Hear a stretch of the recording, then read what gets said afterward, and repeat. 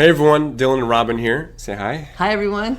We are the Lifestyle Based Healing Podcast, and today we're going to watch this video from RFK Jr. He just released his new food pyramid. Yeah, I haven't seen any of this, so this is new for me. Perfect, yeah. I've actually seen it, so I kind of know what's coming a little bit.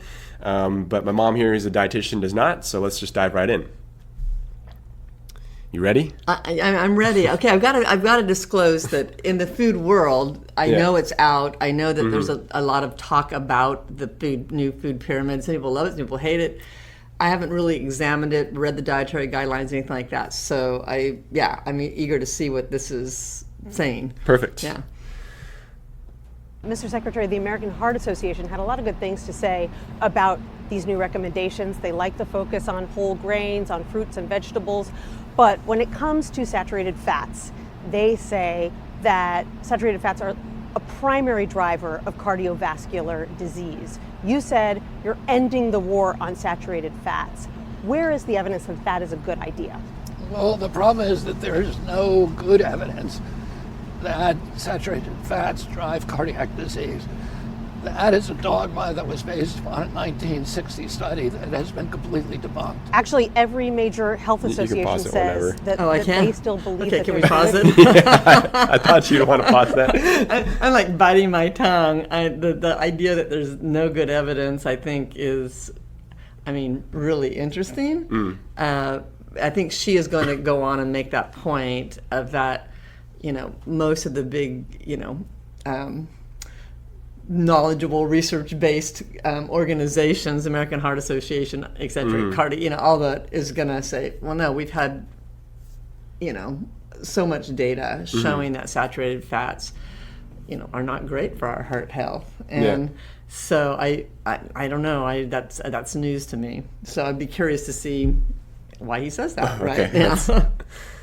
Well, again, it's based upon a dogma, but not science. Science comes from scientific studies, peer-reviewed studies, not from experts or orthodoxies. And the study in 1960 and in the late 50s that indicated that there was a slight risk for saturated fats and cardiac disease was not based on good science. We've had years, we have decades of good science now that says protein is important. It is absolutely critical. And today about 50% of the calories that are consumed by children in this country are ultra-processed foods. That's not good. That comes from 40 years of bad advice by the American Heart Association, the American Medical Association, and other associations that put Fruit Loops at the top of the food pyramid. Well, I don't remember the Fruit Loops being on the top of the food pyramid, but I think that I just disagree. I disagree. What I see with people I see in our practice is high cholesterol, heart disease, insulin resistance. And the thing that I know and I've witnessed is when we reduce the saturated fats in their foods, those things get better. They get better by the amount that you reduce. So if you bring it to zero, it gets even better than if they just bring it down to half of what they're doing. Yeah, and the idea that we don't have a protein deficiency here in the U.S., and yes, we do need it in our diets for sure, but foods with saturated fat, yes, they're proteins, a lot of them, most of them, all of them, but there's also other foods that have protein that doesn't have any saturated fat. So to me, it's like it's a no-brainer. Why would you choose a protein that has something that he questions is a bad thing? I think it is. I think it's not a good addition to our diets. Why wouldn't you just choose another source of proteins, right? Would you agree? Yeah, of course. Yeah. That's how I eat as well. Yeah. What about his claim that the American Medical Association doesn't produce good guidelines? I would disagree with that. Okay. I would disagree with that. I do think that... Is there anything that they get wrong?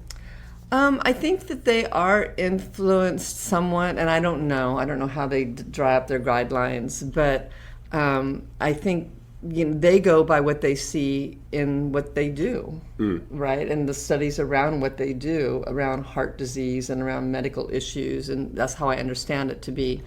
I don't think the dietary guidelines in general, I think, are too vague. It was certain things, and he hasn't gotten to this point yet, and he may, is that I think it helps consumers to have guidelines of how much of something I should be eating. And the guidelines sometimes get a little vague on that. And so what, less for you might be very different than less for me, or reduce, right? But he hasn't gotten there yet, so we'll see what he says about that. And I don't have much to say about, like I said, I'm not well versed in how they draw up their conclusions in those journals. Yeah, I don't know if you've seen his actual food pyramid yet, but I think he's talking about the top being the thing you should eat the most of. Yeah, I mean, the pyramid was interesting. Inverted. Yeah, it's inverted. I have seen confusing. pictures of it. I think the parts that I loved about it in the diagram that I saw was that he was focusing on eating more real food, more real food. And that's a great thing. I just think what they're commenting on is that up there with fruits and vegetables, he has side by side, he has meat and dairy and eggs. And those are the things that have the saturated fats in them that people are squawking about. Right. Yeah. We all know that sugar's not good for you, salt's not good for you, ultra-processed food, refined carbohydrates are not good for you. So I agree with all Protein those is good, things. real food. Protein, dairy, fruit and vegetables, and then grains, whole grains. That's what Americans should be eating, and that is what the science says, and our study is a science-based report, and all the citations are in it. There is some conflicting research when it comes to saturated fat. So how did you decide to come down on one side rather than the other? And can you share with us who you relied upon to make these decisions? Well, those citations are all in the report, just so that there is a cap on saturated fats at 10% of the diet. It's pretty low. So I thought that was basically along the guidelines. Yeah, it is. Yeah. And so, that's actually what the American Heart Association recommends. Right. Actually, it's been coming down over the years. I think right now it's a little less than 10%. It's maybe 7%. 10% is still kind of a standard number. And what people don't realize, they don't know what that number means. And so saturated fats, that's basically 13 grams. Okay. And that's basically what you find in a hamburger. Okay. So you get one hamburger per day and no else. Yeah, no other. That's your quota, basically, to stay in that healthy range. And is it like a double stack Big Mac, or is it? Probably not. Or is it like a little? Probably not. Little piece of meat. Yeah. And so I think that so I don't understand. He's like condemning it on one hand, on the other hand, he's basically saying what they say, right? The kind of the recommendations. And so, to me, it's almost like he's walking this line of keeping everybody happy, right? Yeah. A little bit. Yeah. Cool. But that struck me. I was like, wait, that sounds like. And then it wouldn't be represented in his pyramid, I don't think. Like, no. All the food's in there. Well, they're all equal, yeah. So it looks like they're all represented according to their size. Equal, yeah. Equal. And I think that's going to be hard for consumers. Yeah. It really is. It's a lot of people thought it should be much, much higher.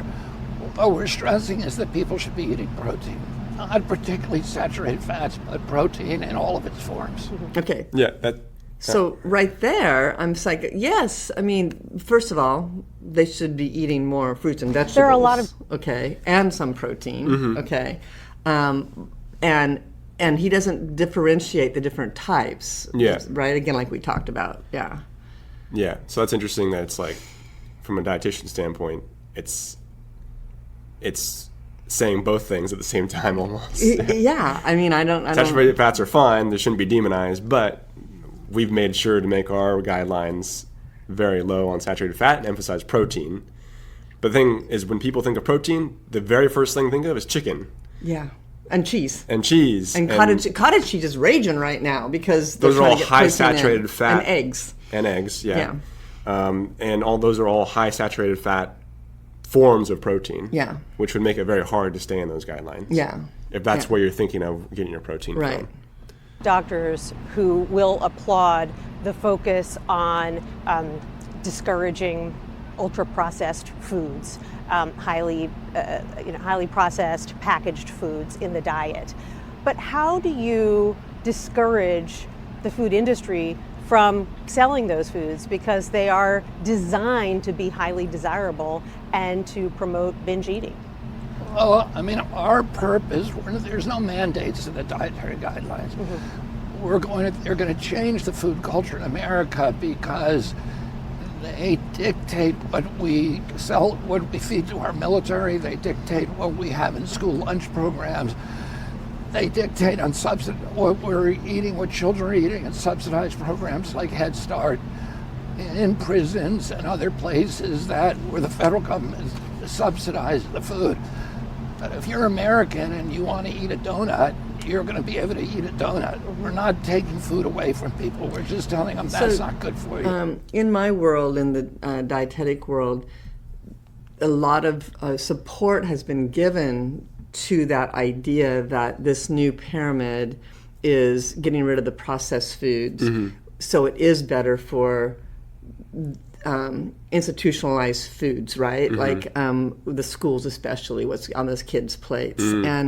And so I think there's been people applauding that, and I have to agree. I mean, if it's true that they're going to use this for funding and what drives those guidelines in those schools, that's a plus, because there is a lot of processed foods for convenience. I mean, as far as preparation and storage and all of that, and they're subsidized, so it's cheap for them to feed a lot of kids, and so I'm curious, like, how's that going to play out financially in those, and what ends up on their actual food trays. Plate, yeah. Because what I've seen, because I did a rotation through the school system and in those cafeterias, and the staff is small, and they're just reheating, and they're handing out packaged stuff, and so you're gonna have to go back to the old days, like when I was in school. Well, you got to cook, and they're cooking, right? And so I'm like, well, how's that gonna play out? And because it's a great theory, but how is it actually implemented? I'm curious about that. So in this case, it'd be a good start, right? You have to change the policy first for anything to even have a chance to change, right? Or and that way it can change the funding. And then it dictates the decisions by the schools. Because if you think about how a school is run, it's like a big restaurant. So it's always about, there's a budget, and so they're getting a lot of commodity foods, meat, dairy, and eggs, that are really low cost, and they buy them way in advance, and then they get delivered to keep things. And so you have like the chicken nuggets, and you have like a lot of those things. And what are the kids going to eat? And so it's like, I'm curious to see what is going to end up happening with it. That the costs of eating that food are going to be enormous in the long run, and they're going to cost you your health. I want to ask you about another big decision by the administration this week, the CDC's new vaccine guidelines. Okay. This is vaccine stuff, So, overall, I think, I'm just curious to see how it's going to play out. I think some of the critiques or comments I've seen come through on the stuff I read in the nutrition world is that, it's a great start leading into more of the whole foods, unprocessed foods, that sort of thing.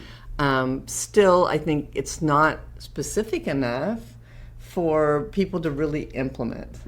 Okay, it's like, because that's like what I found too. It's just like a big old sheet of food. And it's like, and it's inverted. So I'm like, okay, do people even, And it's if you don't know food, then you don't realize what's omitted there. Which hopefully they make that expressly clear in some sort of writing around the pyramid, or they do, but no one reads it. True. Okay, and actually, I've got to argue that do people even follow the food pyramid? Right? I mean, do most Americans really even? I mean, you did as a kid, but do most people even follow it? I mean, it's been around for 15 years or more, right? Do people really use that? And maybe it is more of a policy tool then. It's more of a policy tool, and it's a way to teach and introduce nutrition to kids at a young age, but. I would argue that most people teaching it aren't even following it. Right? And so it's kind of a theory, but I think it's more of a policy tool. And I think the criticisms I saw were that when you read the actual dietary guidelines, that they took away some of the numeric numbers about how much to do something. It's all like reduce this, like they used to have a guideline around alcohol, like 1 drink a day for women, 2 for men, and then they said, oh, just reduce it. Well, what does that mean to somebody that's drinking a 6-pack? So that means I drink 5 now? Okay, you know what I mean? Right. And so very vague. Yes, very vague. And they did that with saturated fats and cholesterol and those different things. And so I just don't think it gives people that don't understand food enough guidance to make good choices for themselves. Yeah. Because most people do want to make good choices. Yeah. I mean, I know that, but they're just like, and I saw someone this week was just like, I want to make these good choices, but I don't even know what to focus on and how much is something I should eat. Maybe we should make our own food pyramid. We should. Wouldn't that be great? Oh my gosh, that'd be awesome. Yeah. We should make an episode like that. That'd be fun. Yeah. Okay. Kind of like. And one last thing is, I noticed on that pyramid, grains they're kind of demonized, and we worked so hard to undo that because it's a carb, right? And we have other videos on carbs. Yeah, that's a good point. And I think that they missed the point that you think about a lot of grains and processed grains like breads and pastas, they have nutrients like folic acid in it. Okay, which is great for people that are wanting to be pregnant, and they have nutrients in them that are added in that we need as a population that people don't get. And when they demonize them, what's going to happen there? All right, and the whole grains, it's like the focus should be on whole grains, of course, but they kind of just put it and out there. And actually, they put it in the pyramid, the whole grains. Did they? Okay. And they say, at least what I've heard is, refined carbs are bad, which. Do people know the difference? I think that means sugars. Okay, yeah. But the common person, when they just hear carbs. Yeah. And so then that becomes everything like potatoes, rice, like potentially all those things, all which are really good. Which are great. And they're affordable. They're affordable for people. Yeah. They fill you up. They do have some value, especially when certain things are actually fortified with things that we know make a difference. Yeah. And so I'm just curious to see how that's all going to play out. Well, cool. Yeah. That was a fun video. We'll see you guys in the next one. If you like this content, make sure to like and subscribe. And then if you want to check out more resources from us, go to therevitalizecenter.com. I will put some links in the description. Otherwise, we'll see you guys in the next one. Bye, everyone.